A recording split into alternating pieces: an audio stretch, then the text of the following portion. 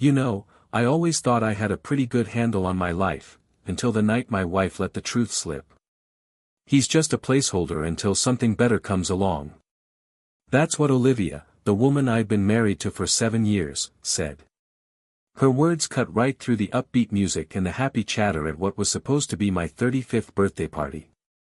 I just stood there, frozen, my champagne glass hovering in midair, as I heard Olivia's voice drift out from behind the half-open door of the private lounge we'd rented for the night. Then Barbara, my mother-in-law, chimed in with her own brand of poison. You've milked him long enough, sweetheart. Soon we'll find someone who's actually on our level. I'd spent almost 10 years trying to win that woman's approval, not realizing how pointless it was. Looking back, I probably should have barged in and called them both out, made a scene that would have left everyone squirming. But instead, I just eased the door shut, put on the kind of smile I'd perfected over the years, and went back to my guests, pretending everything was fine while my whole world was falling apart inside. The thing is, I already knew what was going on. They just didn't realize I'd already started putting my own plans in motion. So, let me introduce myself. I'm Michael Bennett. Up until about 3 months ago, I was the proud owner of Mercer Dynamics, a supply chain logistics company I built from the ground up, turning it into a business worth 8 figures. I drove a Tesla Model S, lived in a 5,000-square-foot home in the fanciest part of Buckhead, and was married to Olivia, a former marketing exec whose looks and sharp wit had me hooked from the moment we met. That first meeting was at a charity auction, 8 years back. I was there to support the children's hospital that saved my nephew's life. Olivia, on the other hand, later told me she was there because, in her words, that's where the money is. At the time, I thought her honesty was kind of refreshing. Funny how your perspective can shift over the years. Our relationship took off fast. Within half a year, we were engaged. Her mom, Barbara, was a big-shot real estate agent with ties all over Atlanta's high society. She didn't seem too sure about me at first, not because I wasn't successful or wealthy, she'd checked all that out herself, but because of where I came from. At our engagement party, she'd tell people, Michael grew up in Decatur, like she was warning them I had something contagious. What she really meant was, he wasn't born into this world, he fought his way in. And honestly, she wasn't wrong. My dad was a mechanic who passed away when I was 14. My mom cleaned houses so I could go to college. I worked 2 jobs while getting my business degree. Nothing ever came easy. I had to earn every single thing. For a long time, I thought Barbara had finally accepted me. She'd call me, son, at family get-togethers, brag about my business skills to her friends, and even took my side when Olivia and I had the occasional argument. Now I see it was all just an act, keeping the golden goose happy while they waited for someone even richer to come along. Olivia and I settled into what I thought was a solid marriage. We traveled a lot, threw dinner parties for Atlanta's business crowd, and from the outside, we looked like the perfect power couple. I was loyal, attentive, and poured everything I had, my heart, my energy, my money, into building our life together. When we couldn't have a baby after 2 years of trying, I suggested we look into adoption. Olivia shot that down fast. I'm not raising someone else's mistake, she said. That should have been my first clue. But love has a way of making you overlook the cracks, especially when you're convinced you found your soulmate. The first real sign that something was off came last Christmas. Olivia got a text during dinner that made her light up in a way I hadn't seen in months. She excused herself, took the call in our bedroom, and closed the door behind her. When she finally came back half an hour later, her explanation was vague at best. Oh, it's just Kate having another meltdown with her boyfriend, Olivia told me, brushing off my concern. Kate was her old college roommate, now living out in Seattle, and honestly, they barely kept in touch, maybe a couple of calls a year, tops. But then, things started to add up in ways I couldn't ignore. There were these odd charges popping up on our shared credit card, a $700 tab at Bacchanalia, even though she told me she was just grabbing a salad with her girlfriends, a so-called yoga retreat weekend, which didn't quite line up with her Instagram stories showing her sipping cocktails at a hotel bar nowhere near any yoga studio, and new lingerie showing up on our statements, but never making an appearance at home. I'm not the jealous or paranoid type. I'd always trusted Olivia completely. But I'm not an idiot, either. After the third girls' night, that ended with her stumbling in at 2 a.m., reeking of some cologne I didn't recognize, I realized it was time to start paying closer attention. The disrespect just got more obvious from there. She started correcting me in front of our friends, not just when I got a fact wrong, but even when it came to my own opinions. Michael thinks cryptocurrency is the future, she'd say, rolling her eyes, but he also thought that juicing company was a smart investment. She'd bring up the handful of times I'd failed in business, but never once mentioned the many times I'd succeeded. I'll never forget the dinner we had with some potential investors. I was laying out our company's 5-year growth plan, and she cut me off to say, what Michael really means is he's hoping someone will buy him out before the market tanks. The whole table went silent. I tried to laugh it off, but the damage was already done. These little humiliations started piling up. She forgot our anniversary, but made sure to send her mom flowers that same day. She booked herself a spa weekend during the same time I was giving a keynote speech at a big industry conference. When my mom landed in the hospital with pneumonia, Olivia claimed she was too swamped with her charity work to visit. Later, I found pictures of her lounging at a resort in Cabo on her friend's social media. Then Barbara, my mother-in-law, started showing up more and more. She'd always been involved, but now it felt like she was everywhere, dropping by without warning, calling Olivia constantly, even tagging along on dinners that were supposed to be just the two of us. The two of them would share these looks whenever I spoke, like they were having a whole conversation without me, right there in my own house. One night, I came downstairs for a glass of water and caught them talking in the kitchen. Andrew Collins is divorcing that model, Barbara was saying. His family basically owns half of Buckhead. Is he on the market? Olivia asked. Not officially, but I've made sure you'll be seated next to him at the Andersons Gala next month. Wear that blue Versace dress, it really brings out your eyes. What about Michael's business trip? I already told him about that conference in Chicago. There was no conference in Chicago, but wouldn't you know it, I suddenly got an urgent email from a potential partner, asking me to be in Chicago the exact weekend of the Andersons Gala. That night, something inside me snapped. It wasn't my heart, not yet, anyway, but the illusions I'd been clinging to. The careful mask I'd worn for so long finally slipped, and I saw things for what they really were. My marriage wasn't a partnership, it was a business deal that had outlived its usefulness for my wife. I did end up going to Chicago that weekend, but not before I hired a private investigator to keep tabs on what Olivia would do while I was gone. The photos landed in my inbox at the hotel, encrypted and impossible to ignore. Olivia, glowing in that blue Versace dress, laughing with Andrew Collins, the same silver-haired guy I'd seen around town, his hand resting on her lower back, the two of them leaving the gala in his Bentley, heading up to his penthouse at 11:42 p.m. And her slipping out, hair a mess but grinning, at 5:17 a.m. I stared at those pictures for hours.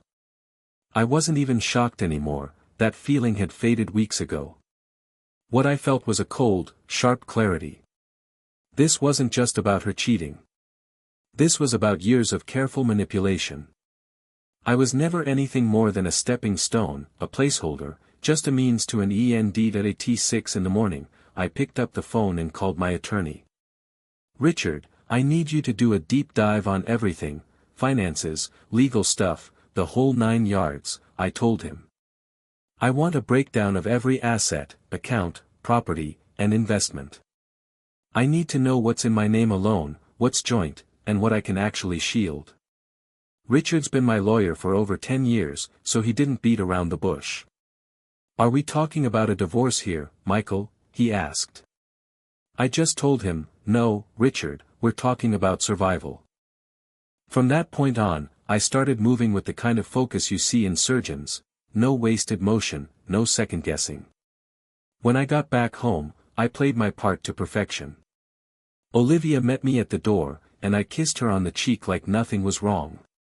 I even asked about her weekend, matching her fake smile with one of my own. "Oh, it was quiet. Just dinner with Mom and some Netflix," she said, not missing a beat. I nodded, making a mental note of the lie. "The Chicago deal's looking good," I replied, tossing in my own fib to keep the charade going. Over the next few weeks, I started making changes at my company. On the surface, it all looked like routine business, moving shares around, updating agreements, balancing accounts. But in reality, I was building a wall around everything I'd worked so hard for. I rewrote my will and took Olivia off as a beneficiary. I moved our joint savings, money that mostly came from my business, into a new account, telling her it was for a big investment I was planning. I started keeping records of every conversation where Olivia or Barbara talked about using me for my money. I even set up security cameras in the house and recorded their little strategy sessions right there in my own living room, all while acting like the same old clueless, loving husband. Then came my 35th birthday bash. Olivia went all out, 200 guests at the St. Regis Ballroom, every big name in Atlanta's business world was there. Now I get it. The party wasn't about me at all. It was her way of putting herself on display, hoping to catch the eye of someone better. That night, I heard those words that sealed it all: "He's just a placeholder until something better comes along." Standing outside that door, I knew I'd gathered enough evidence. It was time to stop watching and start acting. Getting my revenge meant I had to be smart and keep my emotions in check. I couldn't let anger or heartbreak mess up my plan. So, I boxed up all those feelings and focused on the steps ahead. First up was separating our finances. In just 3 days, I moved every last joint asset into accounts only I could touch, took Olivia off all the credit cards, changed every password to our financial accounts, cashed out investments that couldn't be protected, and called up every vendor tied to our household to make sure she couldn't access anything. Then came the legal side. With Richard and his team, I filed for divorce, citing adultery and fraud, put together a thick file of evidence, dug up the prenup Olivia had signed, which, thanks to an infidelity clause, meant she'd walk away with nothing, drafted a civil suit against Barbara for conspiracy and interfering with my contracts, and got temporary restraining orders to keep both of them away from my properties and business contacts. The personal details took a little more care. I changed all the locks and security codes at home, ended the lease on Olivia's Mercedes, which was in my company's name anyway, let the household staff know they'd still have jobs but would now answer only to me, reached out to the boards of every charity Olivia chaired to let them know she was stepping down for personal reasons, and hired a security team to keep an eye on the house. But the part that really made me smile was what I set up for Olivia's so-called spa weekend, which, as my private investigator confirmed, was actually a romantic getaway with Andrew Collins at his lake house. With Olivia gone for her spa weekend, I had 3 full days to put my plan into action, uninterrupted. I knew exactly when she'd be back, and I knew precisely what she'd walk into. I could already picture how her carefully constructed world was about to come crashing down. On the 3rd day, I sat in my home office, eyes glued to the security camera feed. At 4:17 in the afternoon, I watched as her Uber rolled up our circular driveway. She stepped out looking completely at ease, even radiant, the kind of glow you see on someone who thinks they're getting away with everything. The first sign that things weren't going her way came when her key wouldn't open the front door. I watched her try it over and over, her frustration growing with each failed attempt, until she finally rang the doorbell. Of course, no one answered. I'd told the staff to take the afternoon off. She tried calling my cell, but I let it go straight to voicemail. For the next 20 minutes, she circled the house, trying every door, peeking through windows, and calling me again and again, her panic building with every unanswered ring. Eventually, she called her mother. About 15 minutes later, Barbara's Lexus came screeching into the driveway. The two of them had a heated conversation right there on the front porch, all of it caught on the doorbell camera. Barbara suggested they head to her place to figure this out. Just as they turned to leave, a courier van pulled up. Olivia Harrison Mercer, the delivery guy called out. Yes, legal documents for you and Barbara Hatcher. Please sign here. The look on Olivia's face as she opened that big envelope was something I'll never forget, pure shock, followed by a slow, creeping horror as she started flipping through the pages. Barbara snatched the documents, her face turning red as she read. This is outrageous. He can't do this. But the truth was, I could, and I already had. They retreated to Barbara's car, clutching the paperwork, both of them immediately dialing their lawyers. But the real show was just getting started. Phase 2 of my plan kicked in right on schedule. While they were sitting in Barbara's attorney's office, Olivia tried to pay the legal retainer, only to have her credit cards declined. Her debit card didn't work either. Barbara had to foot the bill herself, and that was just the first of many financial headaches she'd be dealing with. When they left the lawyer's office, they walked right into the middle of a scene. Olivia's Mercedes was being repossessed in the parking lot. Olivia lost it, screaming at the repo guys, while Barbara filmed the whole thing on her phone, threatening lawsuits. Several of their friends happened to be leaving a nearby restaurant and saw the whole meltdown. By that evening, Olivia's phone was blowing up with notifications. The private investigators' photos of her weekend with Andrew Collins had somehow made their way onto social media. Andrew, who was married himself, started denying everything and blocked her number. Friends were texting her, demanding explanations. The president of her most important charity board emailed, asking for her immediate resignation. The next morning, my attorney sent her lawyer the full package of evidence, 300 pages detailing years of scheming, cheating, and outright betrayal. The prenup was in there too, with the infidelity clause highlighted in yellow. After going through everything, her lawyer told her flat out that she'd be better off settling quickly and quietly. Dragging things out would only make things worse and drain whatever resources she had left. Through all of this, I kept my distance. No angry phone calls, no nasty texts, no public drama. My silence said more than any outburst ever could. 3 days after she got back, Olivia showed up at the gate to our neighborhood, trying to get in. The security guard, following my instructions, politely but firmly turned her away. Neighbors peeked out from behind their curtains as she broke down right there, mascara running down her cheeks, begging to be let in so she could get her things. But her stuff was already packed up and sent to a storage unit, with the first month's rent paid. The access code was right there in the legal paperwork. If she'd bothered to read it. A week after Olivia came back, the social fallout was complete.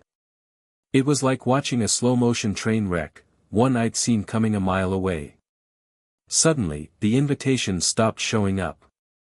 People who used to wave or stop to chat would cross the street just to avoid her. Her Instagram following, which she'd always been so proud of, started dropping by the thousands every day as word of the scandal spread.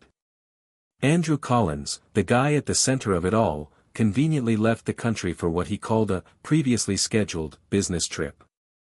Even Olivia's closest friends, the ones who'd covered for her and lied on her behalf, found themselves frozen out of our social circle. Their loyalty to her ended up costing them their own reputations.